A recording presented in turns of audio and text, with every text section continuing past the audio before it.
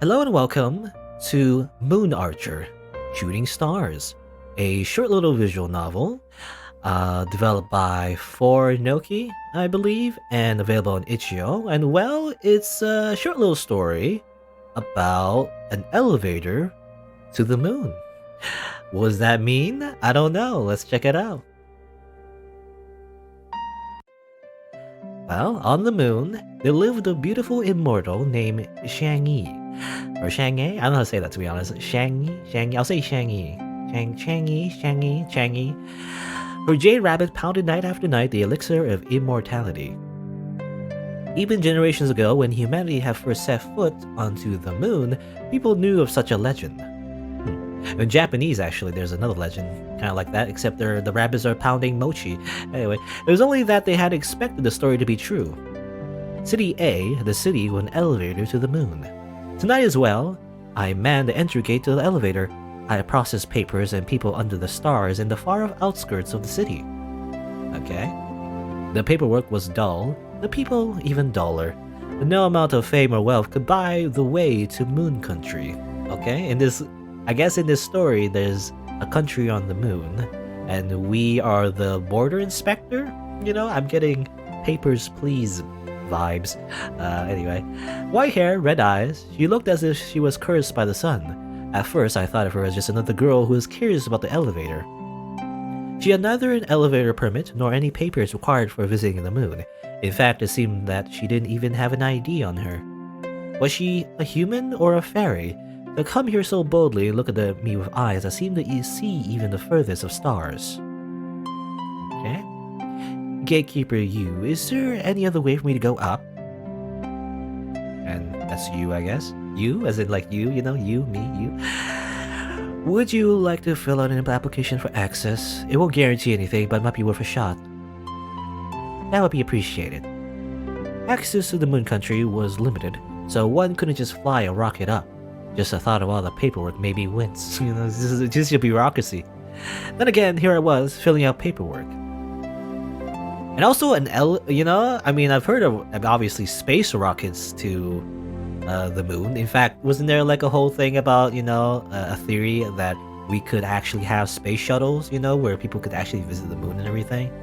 But like a direct elevator to the moon? I don't know how that would work. But I guess it's possible in this world.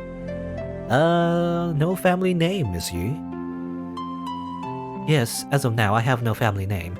I am simply Yi. I see. I was a little suspicious, but then again, there are many strange people who came here. In the end, they all blurred together.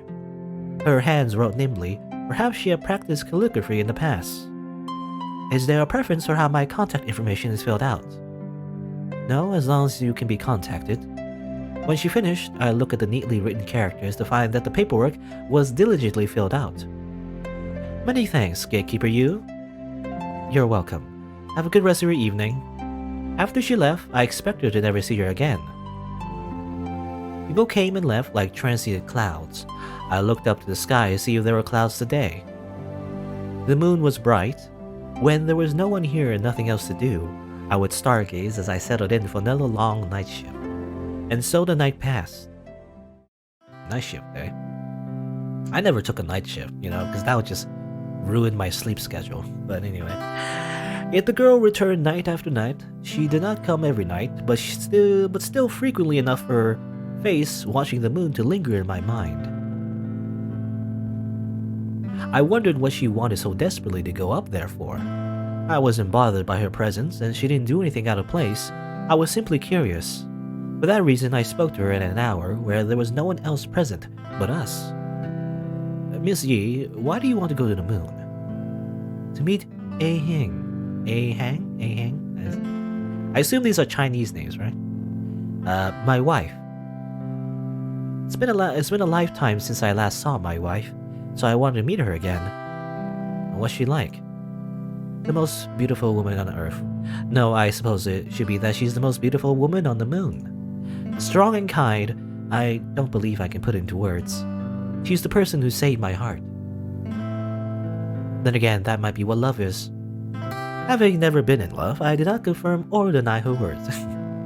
What a good expression she had on her face. filled with a tender feeling like water, deep and profound affection. Well, I hope you can see her again soon. Many thanks, Gatekeeper Yu. Perhaps because of that conversation, we began to talk more frequently. Come rain or snow, she would always return. Her wife on the moon must have been a lucky woman, as Yi never stopped speaking about her. It wasn't appropriate for me to be noisy about her domestic matters, so I didn't ask about topics such as how they came to be separated and why meeting was so difficult. Before I knew it, we had become friends. Have you ever wondered why this elevator is in a place like City A? Many times, but I never found the answer. This is just something I heard from a coworker, but apparently Lady Chang'e asked for the elevator to be built on this land. According to rumors, this was the place where her husband, Hao Yi, was buried and also the place where they used to live when she was on Earth. No body was found, so who knows how true it is. It was as if Lady Chang'e was still waiting for Hong Yi. Or Hong Yi? Hao Yi? Hong Yi? I think it's Hong Yi, right? Oh, Hao Yi? Or is it Hao Yi? Just like Yi. Her husband. I heard she rarely talks to others, much less about the past. You're right. Because of that, we still don't know the truth behind the legends of the past. We can confirm parts of the legend of Chang'e, but very little of Hao Yi's existence. It's a bit frustrating. Atu, you like legends? Atu? That is the last name? Atu? Yeah, I do. As a child, I had always liked them very much. Seeing as Chang'e was confirmed to be real, a noble lady on the moon, I had liked her the most. Okay? It's not a myth, she's actually real. The most popular version of the story went something like this. There lived a beautiful woman named Chang'e who was married to the divine archer Hao Yi. Hao Yi had been given the elixir of immortality by the gods for his great deeds. One day, when Hao Yi was out hunting, his jealous apprentice Fang Ming broke into the couple's house. Fang Ming threatened Chang'e, wanting to steal his master's elixir of immortality. Not allowing the Fang Ming to steal the elixir, Chang'e had no choice but to swallow it herself. However, upon consuming the elixir, she began to float away, up to the moon. She could not even say goodbye to Hao Yi and only managed to bring her pet rabbit along in time. Thus, to this day, Chang'e lives on the moon with her pet rabbit. Okay. I believe, yeah, this is the Chinese myth. I believe there's also a Japanese version. I believe the Japanese version is Princess Kaguya, right? I could be wrong, but you know, they have a similar myth where that kind of thing happens too. Between Chang'e and Hao Yi, who do you like more? I would have to choose Chang'e. Hao Yi is fascinating, but no one really knows anything about him. Hao Yi was a divine archer who slew many fierce beasts that plagued humanity. His most famous feat was shooting down 9 of the 10 suns. Well, that's why we only have one sun, because all the other suns are destroyed. My god. Anyway, in the past, there were 10 days of the week, so for each day, there's one sun. However, the suns one day decided they wanted all to rise. Thus began a period of eternal day, an apocalyptic burning landscape, you know, where the sun never sets. Huh. That's interesting to think about, considering, like, you know, usually daytime is what a lot of people like, obviously. You know, usually people like the sun. But what happens if you get too much sun? I guess everyone would get a tan. And that would probably be bad, because, you know, not exactly healthy. Anyway, in order to save humanity from this peril, Hao Yi was dispatched to stop the suns. To do so, he shot down sun after sun till only one remained. The last one, cowed by his might, rose and set every day on schedule from then on. Well, it's kind of mean to bully the last sun. Hao Yi's legend says it's never been confirmed. The sun as we know it was simply a fiery ball, a large star that lit our solar system. Between someone who existed and someone who didn't, I would always prefer the former. Yet I felt like Yi might prefer Hao Yi over Chang'e. Yi, Hao Yi, Chang'e. Who do you like more? Chang'e as well, of course. So that's both of us. Why do you look surprised? Well, won't your Leia wife get jealous if you say you like Chang'e? Thank you for your concern, but she wouldn't get jealous. At least not over this topic. Just between you and me, I'm the one who has a tendency to get jealous? I can see it. We had a little silly conversation like this, standing apart from each other. We were not too far, but not particularly close either. Some nights, when I hadn't slept well during the day, I wondered if she was real. Was she a human or a fairy? She was distant and mysterious. I didn't really know her at all, but I enjoyed her company nonetheless. Then again, there was an incident we didn't talk about. Some some government official had tried to force his way in when his papers turned out to be enough, to force his way in when his papers turned out not to be enough, so Yi came to the rescue by disarming, quite literally, his goons, okay? She knows martial arts. For a moment, I had thought that she was a demon rather than a fairy. More importantly, the ensuing mess with security was not something I like to think back to. The nights continue on. Shooting stars have become quite frequent to see in the sky since I met Yi. Tonight as well, I saw one soar through the sky, so I made a wish. I hope they meet soon. I hope they meet soon. I hope they meet soon. Yi didn't come on nights with shooting stars. I made a wish for her anyway. I hope for Yi and her wife to reunite soon. Part of me also wanted to see this wife of hers who only spoke praise for. Or who she only spoke praise for. It really seemed like I was asking them to stuff dog food into my face, but alas, I was a single dog without a speck of romance in my life. Is that what stuffed dog food into my face? It's an interesting metaphor. I've never heard of that before, actually. It's dog food in my face. If shooting stars granted wishes, I asked them to grant this one for me. How did I first meet Ang-hing? Or I don't say that, to be honest. Ahing? Aheng? Badly. It was not a beautiful meeting. I met her while dressed in men's clothing and covered in blood. It wasn't my blood, but blood is blood. At that time, she was already prettier than the stars, but my heart was very cold. When I was directed to kill, I killed. When I was directed to stop, I stopped. Everything was very abstract, and I was told that what I did made humanity prosper. Yet my heart was frozen and shriveled. My engagement with her was bestowed to me for my good deeds, so I married her. If I were in her position, I surely would have run far, far away, but she didn't run away. Instead, she smacked me over the head, telling me that I wasn't living. Even if I had the medicine from the gods, the way I was living wasn't living. I wasn't cruel, yet I was empty. I'm sure I had the capability to become a tyrant back then, someone who would shoot down even a baby bird if it seemed to get in my way. Okay, this is just suddenly we're talking about Yi's entire story here. I guess we'll see. But I think I know who Yi is. But then I fell in love with her. So you changed? Yes. I can't imagine the you of the past. No, maybe I could. I could see someone ruthless in her, just a little. Well, that's good. Sometimes I ended with more questions than answers. Perhaps she had been raised an assassin, or a child soldier, but it didn't seem real to me. Well, there's not much need for violence these days. Humanity really has gone far. I suppose I could still fashion a club out of peach wood. That kills me. Peach wood, eh? I wonder if she was making a reference to the story of Hao Yi's death. The divine archer had survived many assassination attempts by his jealous apprentice Fang Ming. Hao Yi's skills with the bow simply too sophisticated. When Fang Ming finally killed Hao Yi, it was with a club carved out of a peach tree. What a violent death. You better live till you meet your wife again. Of course, I have to meet her this lifetime. If there is anything in this world that I knew with certainty, it must have been Yi's love for her wife. When another night came with another shooting star, I once more wished for the two lovers to reunite. Why was it that they couldn't meet? I wondered what circumstance prevented them from seeing each other. And who was Yi? As expected, my curiosity on the fairy girl's identity has not disappeared. A girl who came to the desolate elevator gate night after night, without the papers or authority to ascend to the moon. We keep just rejecting her papers. Reject. She simply wanted to meet the one she loved, but I had to use the big old, red stamp every single time. You're missing documents, come back later. Then again, she was a lot of things. As I gradually came closer to an answer, more and more questions piled up in my mind. Then something happened to throw all of my conjectures. It was not another night at the gate, but another night where I'd been told to take a break and not show. Seeing I was nocturnal for my job, my body wouldn't allow me to sleep.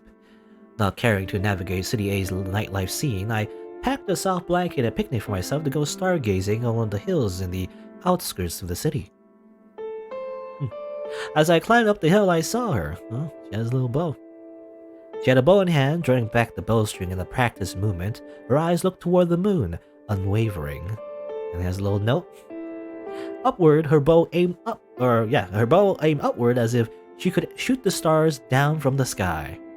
Maybe she did so. And, in the past. 9 of them to be exact. The arrow had a letter tied to it. I narrowed my eyes as if seeing something dazzling. Perhaps because of that, I didn't see the moment she shot the arrow. Surely it was also practice, smoothed, just like breathing to her. Even though I didn't see, I somehow knew that she was a 5-star archer. In fake grand order.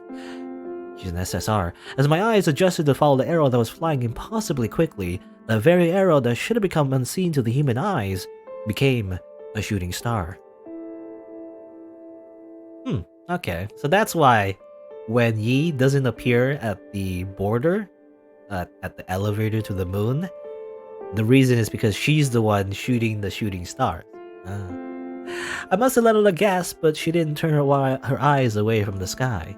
She was watching the arrow, the shooting star, fly even as it disappeared from my view, hoping for it to deliver the message she wrote. She was waiting. After who knew how long, she finally lowered her bow and looked away from the sky to me. Too, you were watching.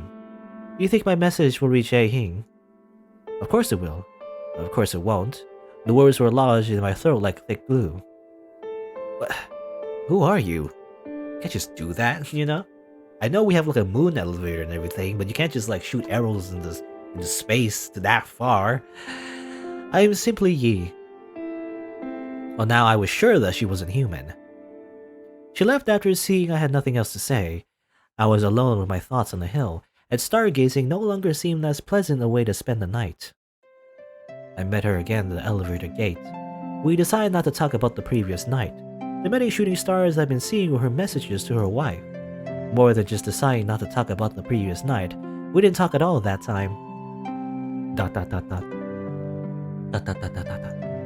She looked at the moon like always, yearning for the person who she would shoot stars for. From the start, I had that feeling. Her eyes were looking somewhere far away, detached from the material world like a fairy. As usual, she didn't bother me as I stayed my shift. Instead, she just waited for me to speak if I wanted to talk, and not once forced a conversation. While she watched the moon, I found myself watching her. Our silent meetings continued for a while. Yi, I think of you as a friend. I'm half convinced that you're a fairy, but you're still a friend. I'm not a fairy, I'm not like a short fairy from Toho. But thank you. I think of you as a friend as well. Should we have a drink together sometime? I'm sure there's a saying about how you have to get to know people when they're sober, and when they're drunk to really know them. I would be happy to have a drink with you. I want to see what sort of drunk you are. That's a good ulterior motive. Unfortunately, I don't get drunk very easily. I'm partial to strong liquors like Mao Tai, but reds like Ao Yun are pleasant too. Expensive taste. Should I bring some alcohol here next time? I'm thoroughly tempted, but I'm not supposed to drink on ship. Perhaps it was the other way around. What a great loss. You're a terrible influence. After promising to get drinks together, our nights together seemed to return as they were before. She came to visit time after time, and as stated, we never did get around to cracking open a bottle of Ao Yun while I was on my shift. I hope she could meet her wife soon. When I thought about it, that would be a great excuse to have a drinking party, but her wife would not be happy if I got her flat out drunk. Another night, I was checking the news. Lady Chang'e might be getting remarried. What? Well, never mind. Articles nowadays are all clickbait. Lady Chang'e has many suitors like always, and this time she seems to have met with some of them. I don't know if that means she's receiving suitors right now, but it may be a sign that she's looking to remarry since she's known for not speaking with outsiders. A reclusive beauty, untouched by the outside world. Do you think she really wants to remarry? Maybe. This is the most positive response any suitors have gotten. She's been alone for thousands of years, too. Fair point. If she does remarry, this place will become much busier. I see. Are you worried about the topic of remarriage? You see right through me, Atu. I don't know what I would do if I don't know how to say that. I say Ahang didn't want me anymore, but I would not be surprised if she no longer believed that I would come find her. It's been a long, long time since we last met. Oh, you're still young, it's different. I wonder if it is. Okay, I feel like, Ying is talking about one thing, and I think the main character, us, I guess you, is talking about something else and does not realize how related, it is. But anyway. Well, for one thing, you're alive. You're here, sending messages, shooting stars even, which is absurdly romantic, and you're still trying to find a way to contact her. The shooting stars hadn't stopped. Oh, thank you. I still need to keep on trying. Even a girl who would never give up would start to lose steam. Now then, if I took a step back, it should have been clear to me that she wasn't in the position where getting to the moon was easy. As if having failed time and time again, at one point, she had said this. At times I find bureaucracy difficult, so dependent on connections. She was a strange, unidentified girl without papers. Where would she get connections? I just expected her to never give up. Should I have been surprised when she came to me and said this?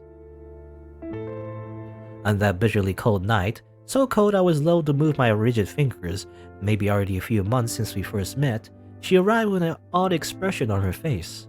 It was the eyes. It was always her eyes. And she said we were sharper than the chilling air. Tonight is the last night I come here. I have but one last message to deliver to the moon, and I will do so from the highest point by scaling the elevator tower's walls. Is this gonna climb? Then I won't show my face here again. What? Perhaps I wanted to say goodbye, Atu.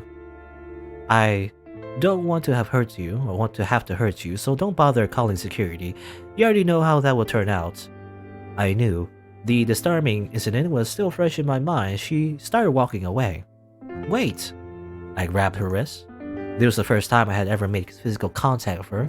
Her wrist was surprisingly thin, and she was really damn cold. Atu. You have 5 seconds to speak before I throw you off. I was scared and my grip was weak. Her eyes were that of a wolf looking at a rabbit. I couldn't let her go. Wait, you moron! I'll take you up. If you would just stop, I'll take you up.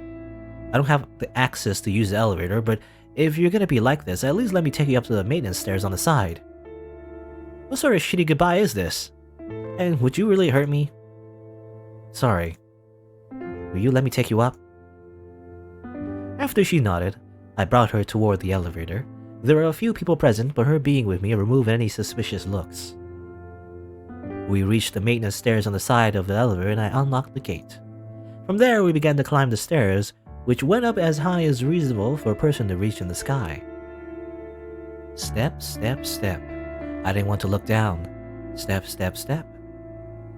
I wanted to see Hing again for so long, but at this point, she may already be moving on with her life and ready to forget me, even when I'm not ready to forget her. Maybe she even blames me. Although I began to get tired walking up the endless stairs, he began to talk as if this exercise was nothing difficult. But a fault of mine, I lost contact with her. I could only send her letters to the sky and pray that my words will reach her. I was a fool who took in the white-eyed wolf. I passed down my skills to him, but he bit the hand that fed him, harming my wife so that we were separated and harming me as well. I should have killed him the second he buried his fangs, but I didn't. Only a fool warms a venomous snake in their bosom. Only someone worse than a fool lets that snake bite their loved one. Now that I said these things to you, do you view me differently? No, not at all. You're a good friend. We kept climbing until we climbed no more, until the stairs stopped. I was exhausted, my legs aching in ways that I didn't think they could, yet she looked unfazed, like not a hair out of place as she looked at the sky around us. I was scared to look down. City in the distance looked small and insignificant. Well, I guess releasing one more arrow into the stars? I love Ahing. Where did she get that bow and arrow? Again, there was a message tied to the arrow. Although it seems she's called by a different name now. She placed the arrow onto the bowstring in preparation to shoot. Her eyes never parted from the moon high above. Like breathing, like flowing water, She pulled the bowstring tautly back. She aimed and released the arrow to the sky. The arrow turned into a shooting star. As she lowered her bow, she silently watched the star fly and then looked away. I tried to follow the star in my eyes, but I quickly lost track of it. All was quiet. Yi, are you okay? My question was interrupted as she suddenly moved to the railing of the highest point of the stairs and flung herself over them. What? For a moment she seemed to be flying. Sorry, this is goodbye. Yi! Then I could no longer see her. I rushed down the stairs, not yet fully comprehending. Not just once, I nearly tripped down in my haste, saved only by a fast grip onto the railing. I was lucky not to have twisted an ankle in my falls, but I could feel the bruising forming. Ouch. The ascending went faster than ascending, but still took a while, leaving me wheezing. At the place where she would have been a splat on the ground, there's nothing. No ambulance or crowd had gathered. I looked around a bit, hurrying around the elevator, but I found nothing. She really was like a fairy. Okay. Weird. Let's see. I want to see if there's an actual, explanation at the end, but I think I know what this story is about. From that night on, I no longer saw her at the gate. No matter how many nights passed, she never returned. The people were dull, the paperwork duller. Yi was nowhere to be found. Even the shooting stars ceased to fly across the sky. I waited. Then I met her. Oh, here you go. Here's Chang'e. Are you too? A fairy? Are you a two? Chang'e, the immortal on the moon. Allow me to ask again, are you the one who goes by the name U2? For some reason, she was talking to me of all people. I recognized her from the few pictures constantly shown in the news. She was definitely Chang'e. Should she have an escort? As she was known to be a recluse, and she snuck away? Why has she spoken my name? Thoughts raced through my head and I nearly forgot to respond. My apologies, Lady Chang'e. I am U2. How can I help you? Thank you, Gatekeeper Yu. You needn't be too formal with me. I'm searching for Shang Ying. Her letters says she was here, and you were her friend, but I received them too late, much too late. I know she's no longer here. She mentioned you many times in her letters. I cannot bear her to lose her again. So please help me find her. Please. Lady Chang'e, if I may ask, are you Hing? Yes. I haven't been called that in a long time. Once upon a time, the name Shang Ying had been hanging. The tradition of naming taboo had Hang changed to Chang or Shang after Emperor Wen of Han came to power. It was a lot of Chinese names. I'm really bad pronouncing it. Anyway, for the centuries after Emperor Wen or Wen of Han, to the time when humanity first reached the moon, the name of the woman in the stories was Chang Ying. Will you help me find Yi? Of course I will. It's just that I never actually sought her out myself, and we haven't exchanged contact information, so I'm not sure how to start. She hasn't come around for a while. If it's impossible, I won't trouble you. She's the only person I love in this world. To think she was alive was already too much of a dream. Even if it takes another 4,000 years, I will roam the earth in search of her. I need a moment to think. Please don't do anything rash. How do I contact her? I remember how we first met. It was on a night like this, but now our roles were reversed. The one she searched for had arrived, and now we had to find her herself. On the day we first met, she filled out some paperwork. On that paperwork, she left an address and a phone number. Let's head there right away. But the address is just a mailbox, not a home. I'm not sure what the numbers will lead to, especially now that she's given up. I'm going to try calling her. Dialing the number, I put the phone on speaker as we waited for someone to pick up. Ring, ring. Just, obviously at this point we know. Chang'e and, Ying, Yi, whatever, definitely was the Yi in the myth. Apparently he's a girl now? I don't know how that works. But maybe, it's fake Go, fake Go style. Or not fake Go, but like Fate style in general, I guess. It's just like, as it turns out, the myth that was about a guy was actually a girl this entire time, that's how it works. Anyway, after who knew how long, all we received was an automated voicemail message. Perhaps the number wasn't even the correct number. Nonetheless, I tried again, again, and again. I don't know voicemail messages well enough to tell what we heard was from her refusing to pick up the phone being out of battery, or something else. On the third ring of our try, somebody finally picked up. A hoarse voice. Who is it? Chang'e. I must be hallucinating. Everything still sounds the same as before. You're not hallucinating, Yi. Did my messages reach you on the moon? They did. I'm sorry I received them so late. I love you. Don't give up on me. Those are my words. I wanted to let you move on, but I guess I couldn't because I couldn't bear to drink Granny Meng's soup after so many years. Was it my fault that you had to suffer in hell for so long and couldn't be reborn? No, it was my fault that you were stuck on the moon all alone for so long.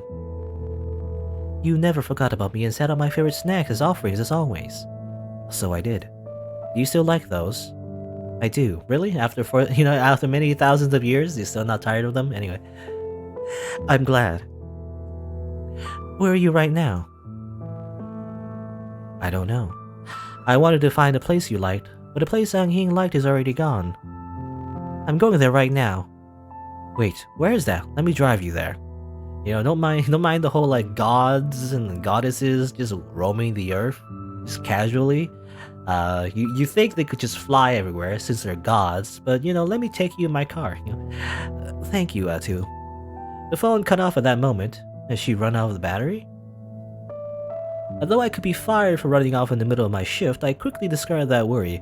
This wasn't the time for that. Chang'e will cover that, She's literally like God, so, maybe she'll talk with her manager and we won't be fired. With Lady Chang'e in my car, as absurd as that was, I drove. We drove for a long time. Finally, we reached our destination. It was a hill where once beautiful flowers must have bloomed. Yi sat at the top of the hill, gazing at the stars. Yi. Before I could speak, Chang'e rushed up the hill and flew into Yi's arms. They toppled over into the grass and embraced. How long had it been since they last touched? Since they last saw each other? Surely they were both smiling and sobbing, speaking of all the things they couldn't these past many centuries. They didn't separate, sharing a kiss while they entangled. I stated, I said, this is a way to not disturb the reunion. I'm gonna, you guys have fun. You get a room, you two. Anyway. Looking up, I noticed a shooting star in the sky. This one was in a letter from Yi to Hing. Thinking of shooting stars, I realized that my wish had also come true. There you go. Oh, okay, that was it. Alright. Okay, yeah, I don't know, that was interesting. I like the twist. I think it's about, obviously, the Chinese fable about the princess on the moon, right? And the whole time where... It's kind of weird, it's like this, pseudo sci-fi setting, but not really, I guess. Because the only sci-fi was definitely the elevator to the moon. I don't know if they ever really explained that, but I guess that's just an arbitrary thing to represent modern times, I guess. Because mostly it was just, Yi talking to you, trying to get to his princess or her princess. I don't know. Yi's a girl now, so I don't know, anime girl. I guess that's just how it works. Anyway, but, the twist is that actually they were of the myth after all, and they played it pretty straight. I guess it wasn't like a metaphor at all. It was actually literally, it was literally the myth. Actually, it's real, is the story. It's alright. I like it. I don't know. I don't know what else to say. It's just pretty straightforward. It is kind of weird though that we're kind of the third wheel. Yeah, I gotta be honest. I don't know. Yu was necessary as a character when it's mostly about a romance based on a Chinese fable about these two, and we're just here, just watching it happen. I don't know. I feel like a third wheel. I gotta be honest. But hey, I don't know. I like the art. For what art there is. I like how the characters are designed. They look nice and everything, and it's and it's actually well done, well written, and everything. Again, I guess the only thing I would say is just pretty straightforward. Actually, it's just a really straightforward story for the most part. I don't know. Yeah. I don't know. It's like, yeah. I don't know what to say actually. Like, I don't really have any like real biting criticisms necessarily, but at the same time, it wasn't exactly like the best story ever. I feel like I don't know. I guess I just want to live something a little bit more, or I don't know. I don't know what is missing. I feel like it's missing something, but maybe it's just me, you know, because it's very subjective. I guess. I guess me personally, I wanted something a bit more involving the main character. Actually, I wanted to learn more about the main character because this story that I said before, like it really is about Chang'e and Hao Ying or whatever, Hao Ying is how you say it. I don't know. Anyway, you know, the archer and the princess on the moon. Definitely a story about that. What's going on with the main character? Is it just a self-insert, or you know, they're just there watching it unfold? It'll be interesting if the main character actually has um like this thing just happens to the main character multiple times. It's just like a thing that happens while working at the moon elevator. Yeah, that'd be an interesting like a little premise actually, kind of like a web comic, you know, like these little short stories that happen to this main character. It just does, you know, like the one story is this one, but then another story happens like involving other mythological legends, I guess, you know. It just happens while they're working at this moon elevator. I don't know. Anyway, I do know that the developer does make other games, but I don't know if they involve the same characters though. But anyway, but yeah, that's that. I feel like if I had any kind of like nitpick, it would be that. It'd be like, well, you know, what's the point of the main character? We didn't really need to be the main character. We could have just been Ang Hee, I guess. But I don't know. But then maybe I guess the twist wouldn't work. You know, the idea that the whole time, you know, it was about the legend and not just some random person. I don't know. It was all right. It was all right. You know, just from a technical aspect, it definitely is well done. I have to say, just for like a kinetic visual novel, you know. But anyway, I guess that's that for Moon Archer Shooting Stars. I guess if you're on YouTube, you didn't know I stream these games live on Twitch, so you can check me out over there if you're interested, and I also have other playthroughs available on the YouTube channel, so you can look with those if you want. Thanks for watching. Until next time, see you then.